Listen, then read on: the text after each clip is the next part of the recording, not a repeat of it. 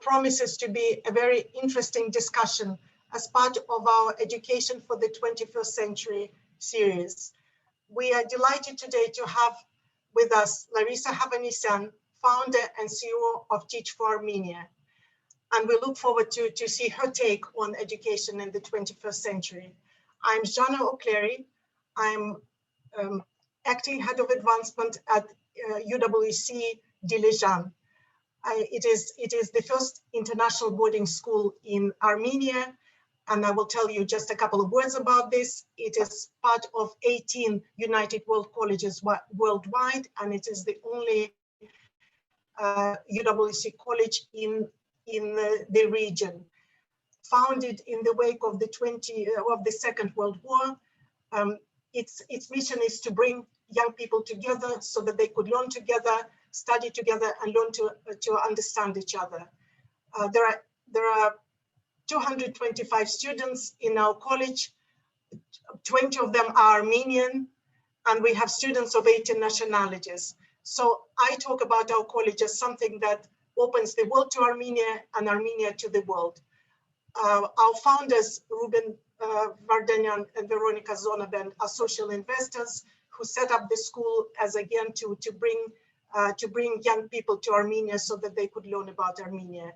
I believe that they also have been instrumental in Teach for Armenia, especially at the early stages of development, and are supporting your organization, Larisa's organization. Education obviously is of importance to all of us as lifelong learners, as somebody, as parents as well. And in Armenia, education is highly, highly valued. And we also respect our teachers, which is fantastic. So our guest today is going to give us her take on what she and her organization are doing to contribute to education in Armenia. I would like also to welcome our viewers on Facebook Live. And I also want to say that please feel free to ask questions. I will be in conversation with Larisa for about half an hour, and then hopefully there will be further questions. So without further delay, Larisa, it will be welcome, and we look forward to hearing a little bit, to learning about yourself and about Teach for Armenia, how it came about, and what you have done to set it up. So welcome. Thank you. Thank you, Jana. Thank you for having me. So will you please tell us a little bit about yourself, your background, your family background, and maybe were there any teachers in your life, in your family? Yeah, so I have been based in Armenia since late 2012. My mother is from Armenia, originally from Yerevan with roots in Artsakh. And my father is Irish American from Wisconsin in the United States. I grew up between Armenia, Russia, and the United States, where I went to university. I studied international business, French, graphic design. I was gearing up for a career in marketing and the corporate world. And then I started having some doubts that is what I wanted to spend, my life doing. And so I took some time and I looked at some programs and found an incredible organization called Teach for America, applied to it, and the rest is history. I'm sure we'll talk about this later on, but that was my introduction into education and into the world of teaching. And going back to your other question, whether or not there are teachers in my family, there are many actually.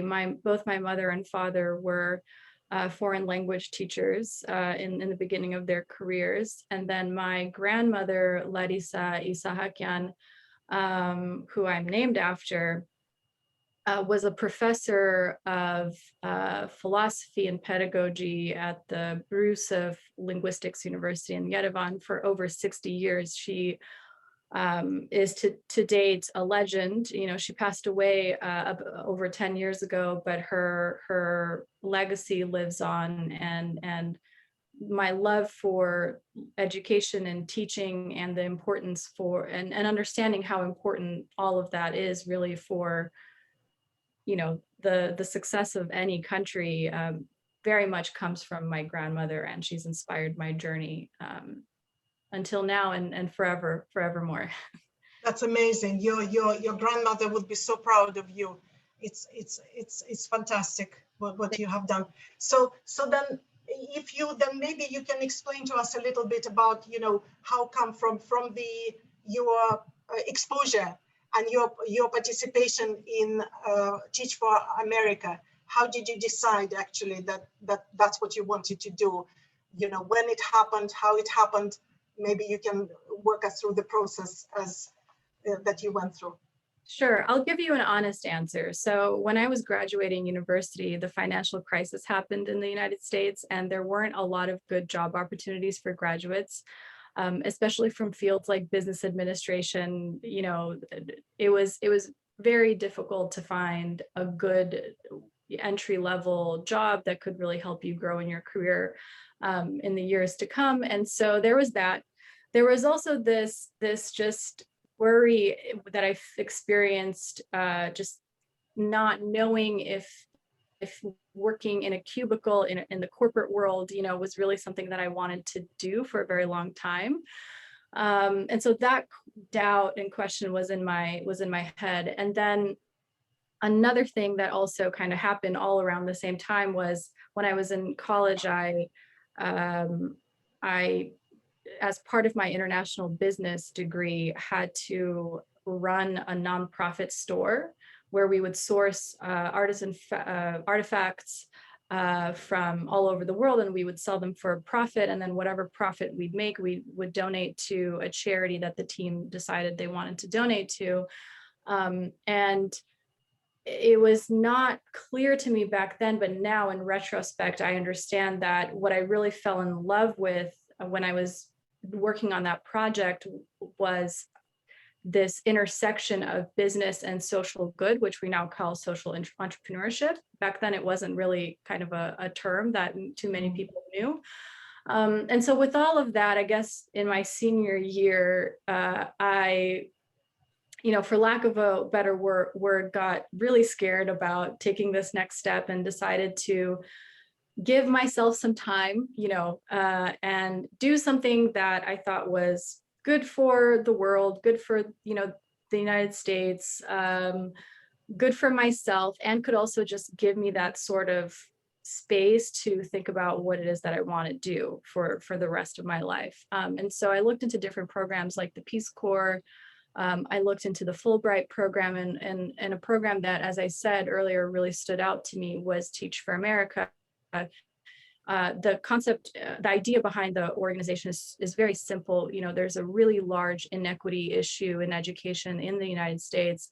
And unfortunately, you know, the best and the brightest kind of individuals don't choose education as a career path, I guess. And that has its own sort of consequences, and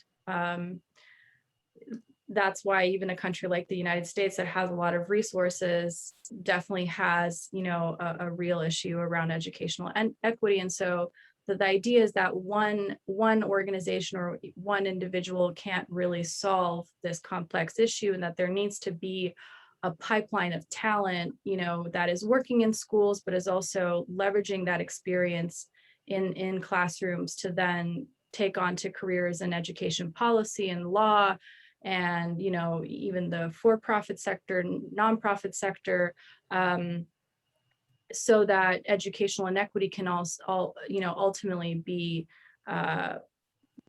you know, can ultimately end in the United States. And so I was recruited in 2010. I was one of 55,000 applicants. There were many applicants applying that year. Something like the 30% of the Harvard graduating undergraduate class was applying to Teach for America. It's a very prestigious program.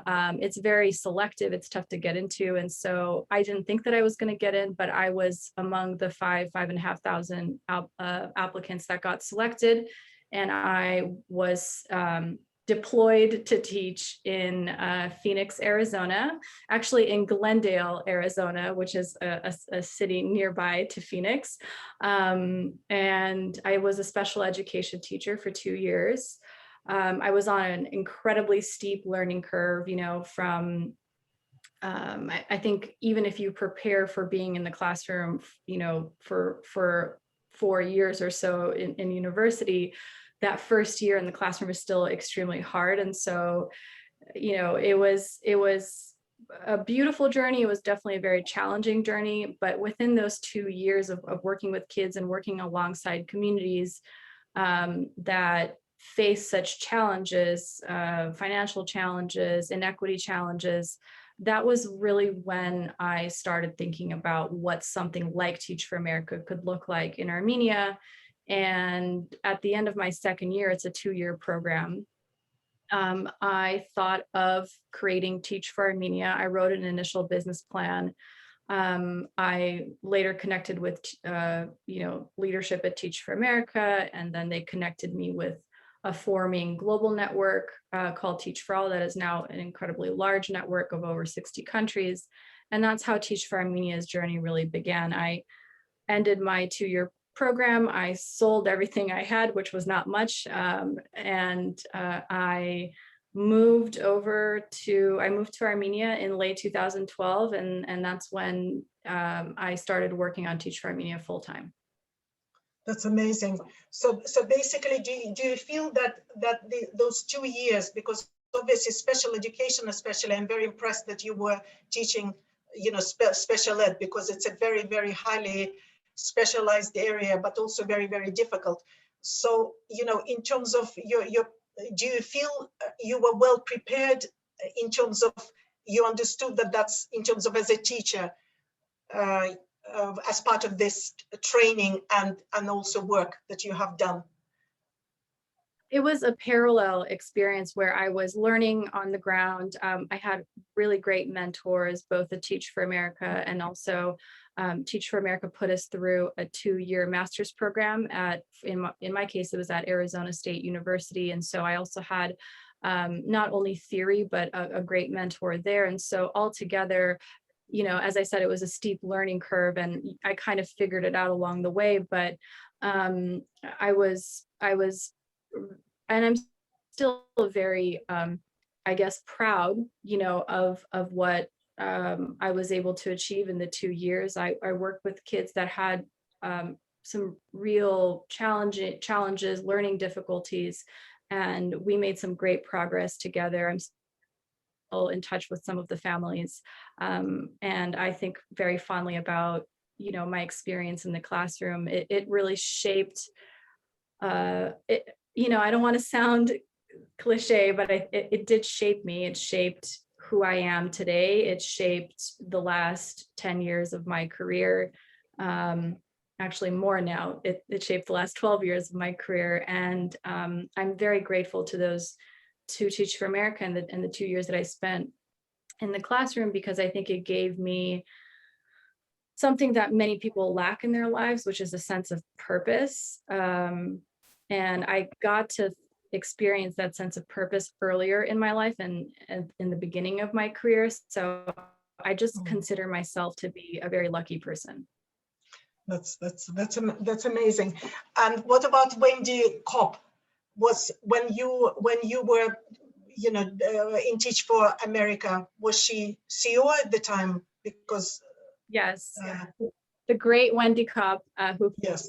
Teach for America and later created Teach for All. She was the CEO of Teach for America when I was a teacher, or as we were called in the program, core members.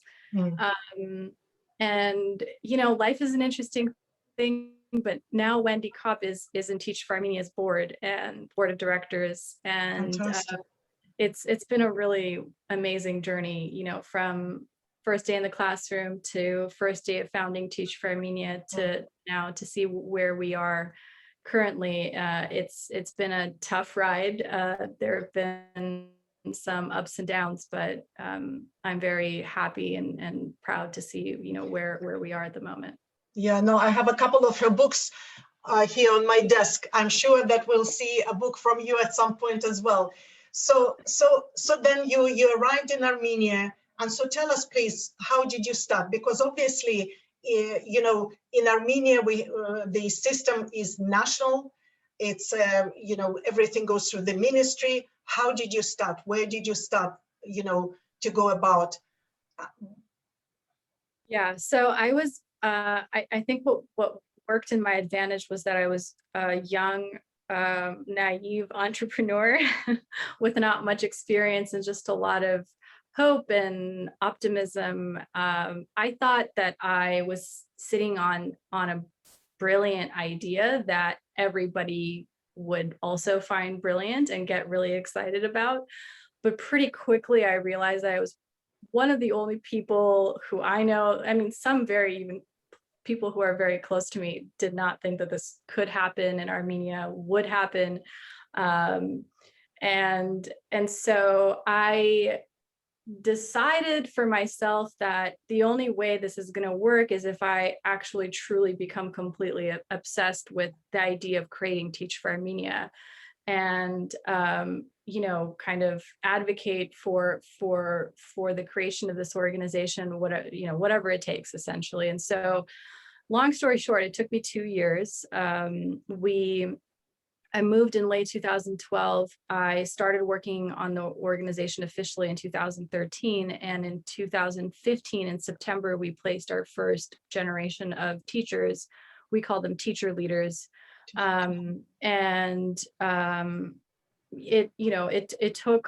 It took a lot. I mean, anyone who's created any sort of startup, whether in the for-profit or nonprofit sector, knows that it's a grueling process. But we created the business plan. I then needed to find a seed funder who could help us launch the organization.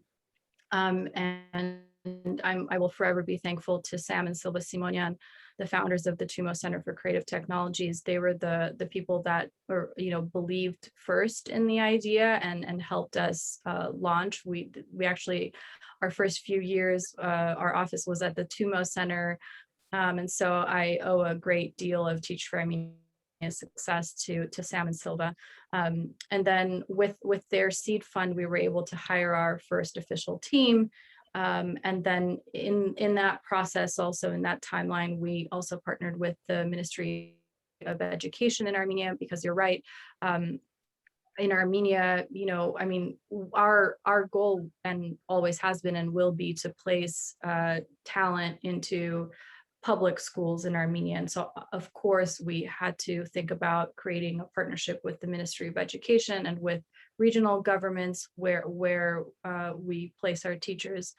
And so it took 2 years all in all, but in 2015, as I said, we launched and we had all the partnerships signed. And until, to date, we have a very fruitful partnership with the Ministry of Education, and have worked with different ministers, and are looking forward to continuing to do that for years to come.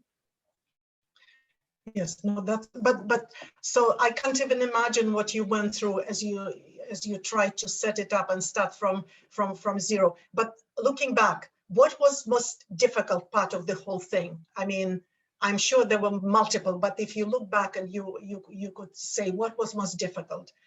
Is it simply to get people to be on your side? Yes. So I would say that it was, I felt an immense lack of, sense of possibility in the people that I was talking to. There was a lot of, it's a good idea, but in Armenia it won't work. It's a good idea, but you don't have enough experience, or you're too young. It's a good idea, and you're a diasporan woman, et cetera. Like, there were just all of these, there were all these yes buts, and then ultimately no's. And I knew that would probably be part of the process, but I just didn't expect for it to be so overwhelming. In general, I think there is, or at least when I was starting Teach for Armenia, I think it has changed actually over the years and it's gotten better, but people were very closed off to the ideas of something new being created. I think people were just very used to nonprofits being, for example, created by, wealthy people or endowed foundations and organizations and etc. And there's just like this more kind of traditional approach, I guess, to creating social impact ventures. And I think Teach for Armenia, along with some other nonprofits that were created in around the same time, I think we're proof that it can be different. And someone like me who doesn't have much, can't, back then didn't know, a lot of people didn't have the necessary funding in place to get this started, can actually create something like Teach for Armenia, and it can ultimately grow and be successful. So I think that was very tough to deal with when I was starting. As I said, I think the ecosystem has really changed. I think startups are more welcomed. Young entrepreneurs are kind of listened to. I can't say that was the case when I was starting just 8 years ago. Yeah. So how old were you then, Larisa? I was, so I'm 32 now. I was 23, 24 when I started. Can you believe it? Can you believe it? No wonder it was tough. So then in 2015, how many people then your first cohort of teachers, please? So that, and maybe you can then tell us what it is now so that we could see how you grew. First cohort was tiny. It was, we had about 120 applications, which I thought was great, because another thing that people told me was it's a good idea, yet no one will possibly apply because it's crazy for someone to leave Yerevan or to leave their home and to go live in some village in a rural community in a region, that won't happen. But we, just in our first year, we proved, I think, people wrong. There was 120 applicants and we selected 14 teachers.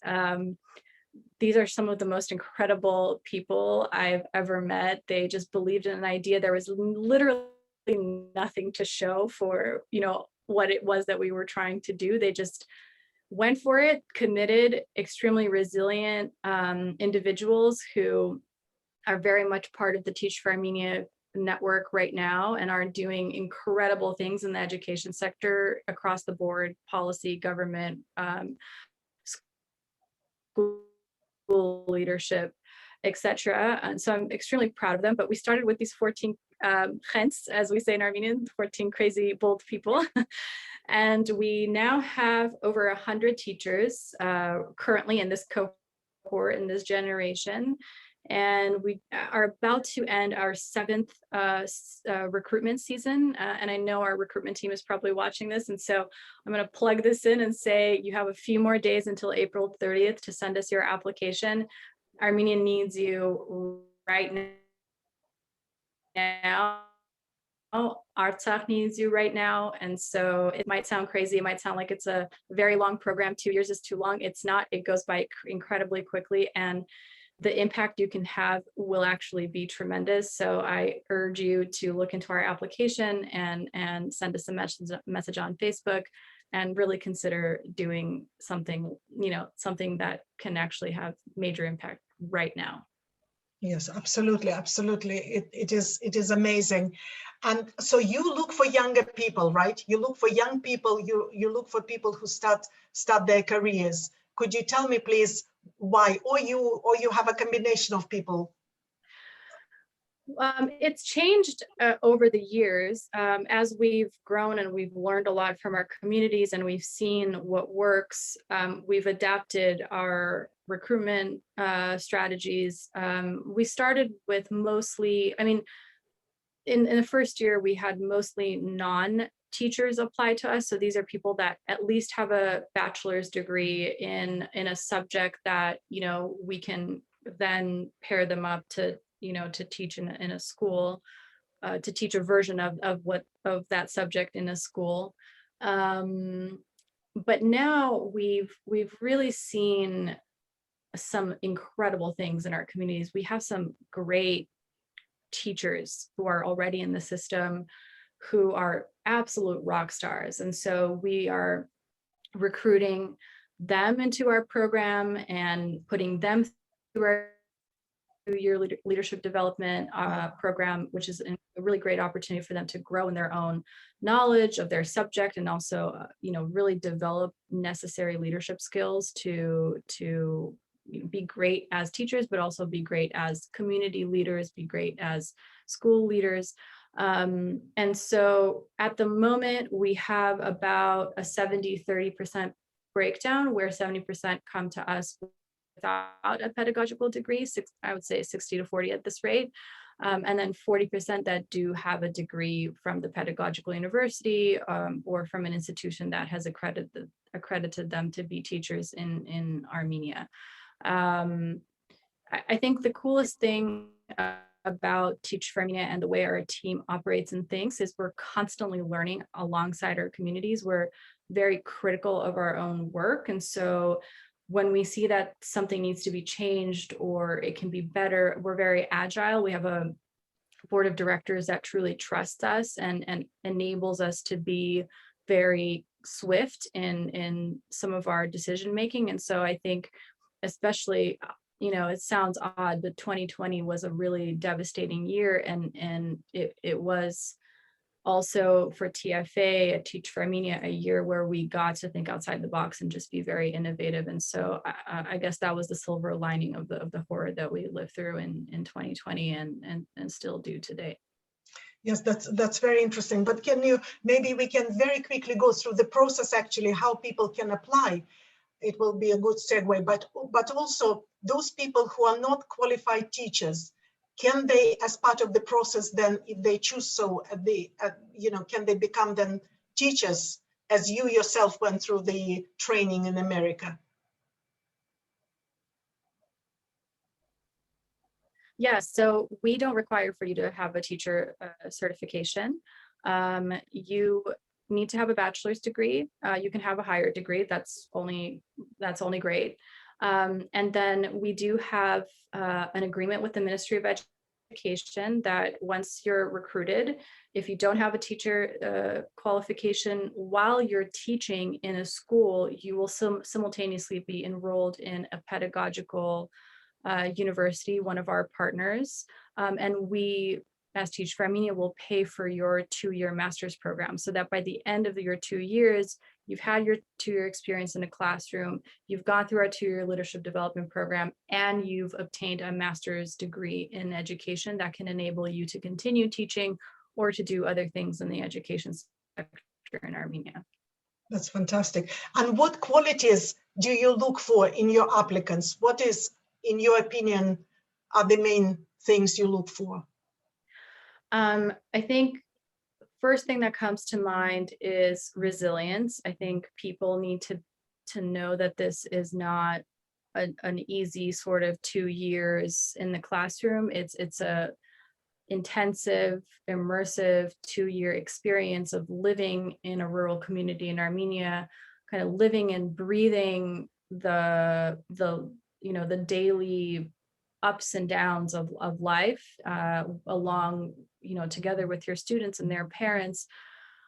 And we do that by design. It needs to be 2 years. It needs to be immersive. It needs to be intensive. You need to live there to truly understand what sort of issues exist in the educational system today in Armenia, so that you can, try to solve it after you're done with the 2 years in potentially different capacity. The other thing we really look for are just people who don't want just like a passive kind of job that they can show up to and leave, but people who really want to make an impact in their 2 years in the classroom and beyond. So, I mean, change makers, people who believe that it's within their locus of control to do something, to change something, and to make things better.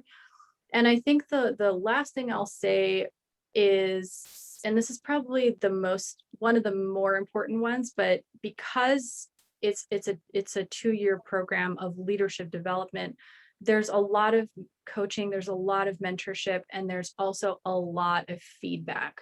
If you're someone who does not take feedback well, and you're not open to that, and you don't have a growth mindset, you're not going to like your time at Teach for Armenia. This is an incredibly important part of what we do. It's not just for our teachers, it's also, you know, for our alumni, it's for our staff members. That's just how Teach for Armenia develops talent for the education sector.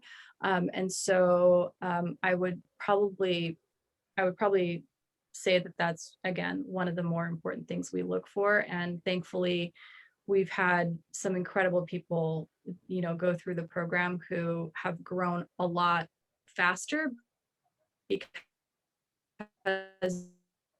they were very open to this sort of approach. Yeah, and Larisa, you talked about equity in when you started, and that is one of the things you felt is applicable in America, where education is quite uneven and it's by counties, etc., etc.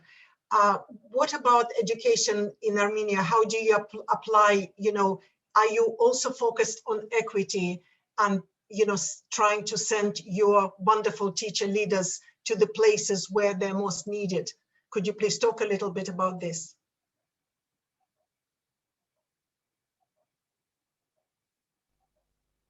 That Armenia has an educational inequity issue. The problem is very complex, and pointing fingers toward, you know, the government or specific organizations or people is not going to help us solve, I think, this issue.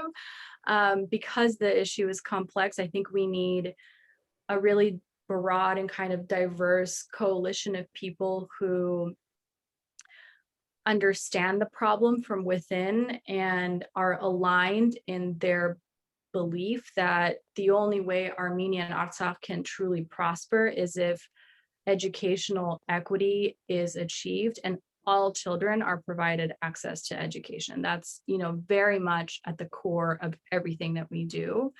And so going back to how Teach for Armenia contributes to that, again, it's through the 2-year program, we're developing a talent pipeline. So we're not a teacher shortage filling organization, you know, for schools, for the Ministry of Education. We partner with the Ministry of Education. We partner with schools and regions so that we can develop a new generation of leaders who would have, you know, for lack of a better term, felt the problems on their skin within the 2 years of working in these classrooms, and would have then committed to doing mission aligned work. So work that is aligned to ending educational inequity in Armenia after their 2 years in the classroom is done. And so, as I said, like, many alumni are now in really doing interesting work and are in key positions that affect the system, I think, impact the system, and the ultimate goal, we won't see it now, maybe. I think, you know, in 10 years, maybe a little bit longer, we'll see that decisions are being made at a systemic level that are working toward ensuring all children have access to education, and that educational inequity is no longer an issue in Armenia. I think we're on that path. I think it's going to take a while to get there. I think, you know, some people want faster results. I think these sorts of things take time. Ultimately, in my opinion, the best, you know, investment one can make is in developing leadership for students, for communities, investing in education. And so, yeah, I might be biased, but it seems like this is an issue that is very relevant for other sectors in Armenia. Also, you can take healthcare, social services. This is just, I think, a mind frame, you know, a mind frame, I guess, that we need to take to understand, you know, where the root cause of our issues are and what we can be doing to solve it from its root. Yes, I absolutely agree with you. But you mentioned investing. So could you please tell us about how your organization is funded? Because that's a fundamental question. And I believe that you yourself spend a lot of time making sure that the organization is well funded. Sure. So we are privately funded. We have donors who have supported us from day one. We also have some grants. We work with some foundations. The Ministry of Education does not fund Teach for Armenia, but all of our teachers who get placed into schools do receive a public school salary. So that's important to note.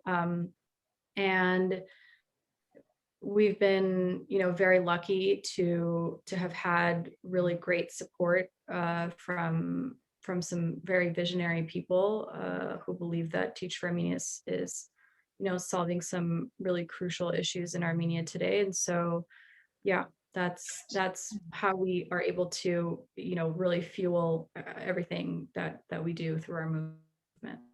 Okay, so basically you are in constant fundraising mode to make sure that you can cover your costs. So you also, we talked a little bit about inequity and some drawbacks, obviously, but can you, because you are obviously very knowledgeable about education internationally, if you looked at education in Armenia, what are the positives, the way you see them?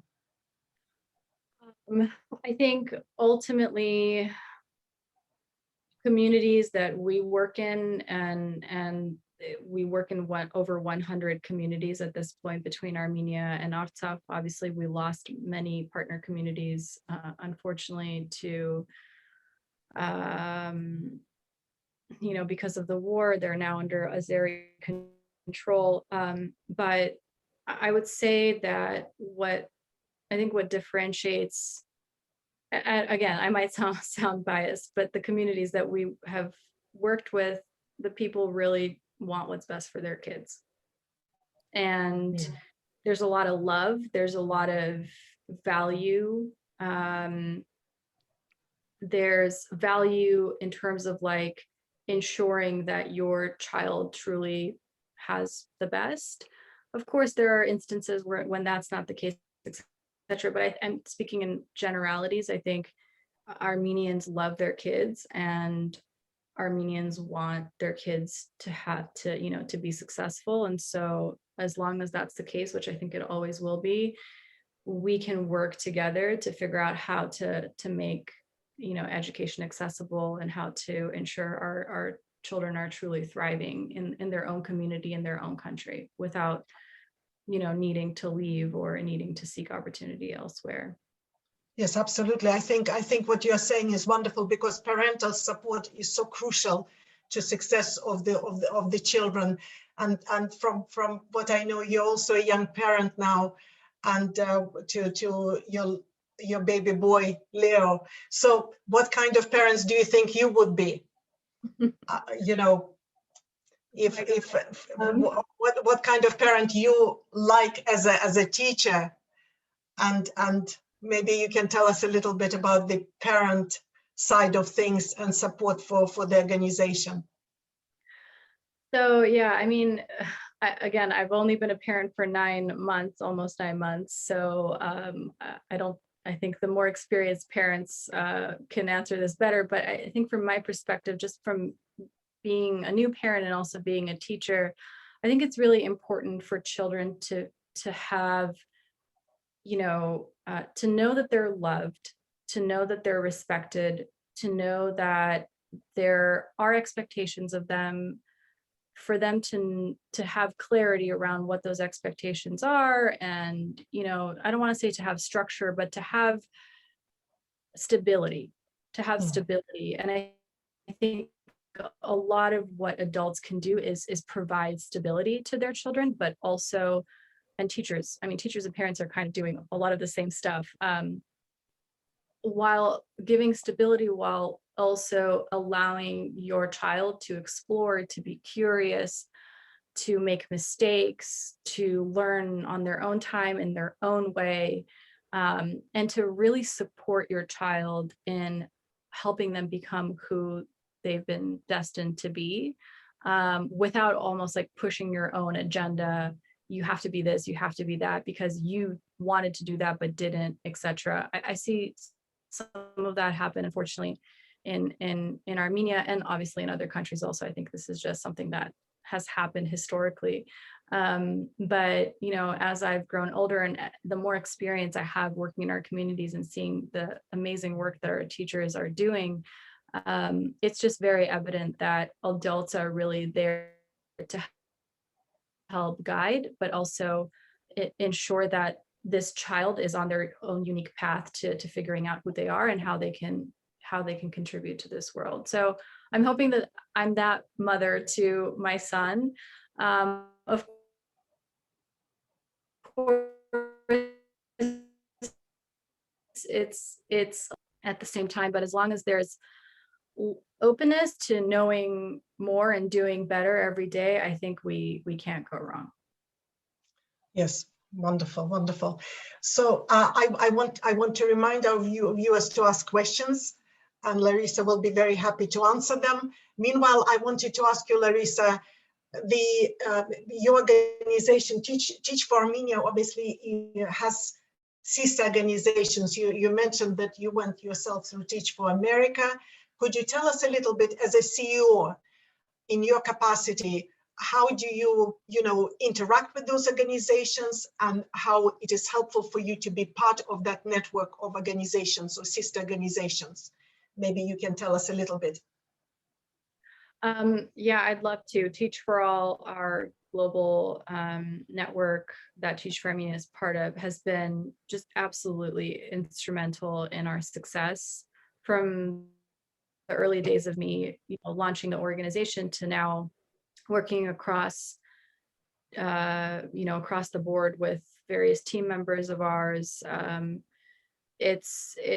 think we were, by being partnered with Teach for All, we were able to at least not make the mistakes of other organizations and just make our own mistakes.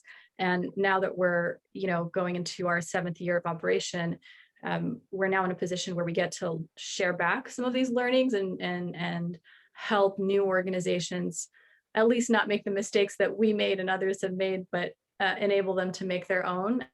I do attribute Teach for Armenia's rapid kind of scale up and also ultimately impact and success to Teach for All, because it was through the learning of what is now 60 plus countries in the network that we were able to really accelerate our own kind of understanding of what we were doing, and ultimately I think impact larger and also deeper. I'm very grateful to Teach for All. Yes, you mentioned mistakes. You mentioned that learn from each other and learn from mistakes. If you look back, obviously, it's a tremendous success, Teach for Armenia, by all standards, and what you have done. But is there any learnings for you personally from what you have done? Is there anything you would have done differently? And I think, as a teacher myself, I do think that teachers, we learn so much from actually mistakes when we teach. Maybe you can talk a little bit about this. Sure. Yeah, I mean, I think everyone makes mistakes. I do think that the key to succeeding is acknowledging that you've made a mistake, hold yourself accountable to that mistake, and strive to just do better next time. I think that sort of accountability, whether it's towards your board or with your team, is important, no matter your position. I think in retrospect, I would say that I was, if I could go back in time, I would really think more deeply about the sort of, culture, I guess when you're an entrepreneur and you're trying to figure out how you're going to make ends meet at the end of the month, you don't think about a lot of these things. They seem like an extravagance, but it is important to think about, not just creating a great program for your teachers and your alumni, but also how can you develop your own team to live into their full potential and just to be the best versions of themselves in this role for the mission that you're trying to achieve. And so these last 3 years, I've thought very much about that. And I think, you know, we're now at a place where we are developing leadership within our staff so that, you know, they can do this important work, and then they can also do important work in other organizations and really contribute to you know, the overall success, I think, of Armenia's organizations, whether they're nonprofit or for profit. I think we're now at a scale and at a position where we can say that we're creating great talent for other institutions also. And so, yeah, it's something that I didn't pay attention to in the beginning, but, you know, learned it the hard way. And I think we've made some great changes and have innovated in a way that we're in a position now where we can offer more to the ecosystem. Yes, and how many people do you have now on your team, as a matter of interest? Today I was on a call in our team across Yerevan, Vanadzor, and Artsakh. We're over 40. Over 40. Yes. Yeah, but we also have many contractors, many people that we work with in different, you know, capacities.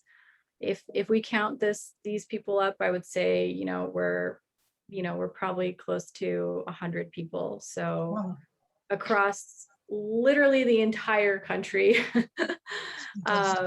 and Artsakh also, which I'm extremely proud of, the work that we've done in Artsakh before the war, during the war, and now after the war. I think has been crucial, and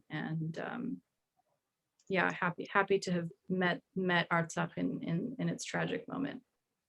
Yeah, and Larisa, we have a question here about the pandemic. You mentioned pandemic and how things changed. Could you please tell us, you know, in terms of how did you change, given that some of the things were different? So we essentially, when the pandemic happened and we realized it was very serious and it wasn't going anywhere for a long time, what felt like overnight, we changed all of our programs, trainings, etc., to the virtual space. We ran a virtual student leadership camp. For those of us who remember last summer, Azerbaijan broke ceasefire and attacked Davush, and actually one of our students that was logging on through the tablet that we provided to participate in the student leadership camp. The first day of camp was essentially the day when her village got attacked. And in her reflection, I mean, she was able to join, and just an incredible young girl who was, you know, showed up every day to this camp despite the everything, the chaos that was happening in her village. In one of her reflections, she wrote, after the camp completed, she wrote, "The bombs were loud, but our dreams were louder." And this child is 10 years old, and I don't think I'll ever forget, you know, that what she said. And I think that that's just a really good way to describe, you know, the very essence of our work, and how truly resilient our teachers are, our communities are, our students are. And, you know, as the leader of this organization, I'm truly humbled just every day by the work that is being done on the ground. That's amazing. And another question is, you know, you told us a little bit where you are now. What are your plans for, ideally, for the next 3 to 5 years? What do you want to see? I really want to see students they are already taking the lead. I just want to see more of it. And I want adults to listen to what our students are saying. They have really great ideas. They have a fantastic mindset. They believe that their communities are full of possibilities, and they are already creating solutions. I recently learned about a project that was developed in one of our villages called the Water of Life Project, where they essentially got together with their own village and then a few other neighboring villages and began, creating solutions to improving water quality. And these are just, and they're successful in it. They're bringing in filtration systems, et cetera, talking about it, raising awareness. And this is just one of the hundreds of projects and stories that are taking place right now. And all we need to do as adults is just see it, believe it, and also trust that this generation and this upcoming generation will really bring us out of the darkness that we find ourselves in today. That's wonderful. I'm sure your students are inspired by your obviously accomplishments and what you have done. So it's a wonderful way for you to see that it is coming back, and you see it in the young people or in the students that you teach. So I don't know, maybe it would be good for us for you to tell us, do you have a personal sort of motto as you do all this wonderful work? Is there anything that you want to tell us that drives you specifically, apart from the desire to help Armenia, to help children, and to make this contribution? I think just one sentence comes to mind: when the going gets tough, just keep going. I think that's where we're at right now. It's important to just keep going. It's important to have hope. It's important to act on that hope. It's important to set goals and to work together and to put your differences aside, put your ego aside, which is very difficult to do. And whether you're just an individual or you're an organization, it's just important for us to trust each other, believe in each other's potential, and work together for a common good. And when it feels like it's impossible to keep going, you just kind of need to continue doing it. I think if I, when I think about this sentence, I think about the donkeys that are in Artsakh that just keep going. My grandfather, actually, who's a famous writer, Leonid Huruns from Artsakh, he was instrumental in actually saving a lot of donkeys in Artsakh. That image just comes to mind, that it's hard, it's not pleasant right now, but we just need to keep forging ahead. And if we do that, and if we do that together, I think we can really do the unthinkable. Yeah, no, that's really, really inspirational what you're saying, and you're optimistic about the future. I believe you have a special T-shirt on today. Maybe you obviously, we can see that you are a very active, politically active person as well. So maybe you can tell us, Larisa, about your T-shirt. Actually, I'm not active politically. You're not. Okay. But I am, we are a politically neutral organization, and therefore I'm very apolitical. Of course, everyone has thoughts and things that they want to say, but what I stand for, and the shirt that I'm wearing today is a shirt that I was given at a silent protest that was organized in front of the United Nations and the Russian embassy in Yerevan to demand the freeing of our prisoners of war that are held illegally in captivity in Azerbaijan. So I think that this is probably one of the most pressing issues that we all need to be thinking about, fighting for. And so, April 24th just took place, and of course we were all very happy to see the President of the United States recognizing this genocide, but I couldn't help thinking about what that meant for the brave men and women that were are in captivity right now in Azerbaijan. So my thoughts go out to them and to their families. And, we just need to, as much as we're demanding recognition of the genocide, we need to demand recognition of we need to demand recognition of Artsakh, and then we need to demand for our men and women to come back home.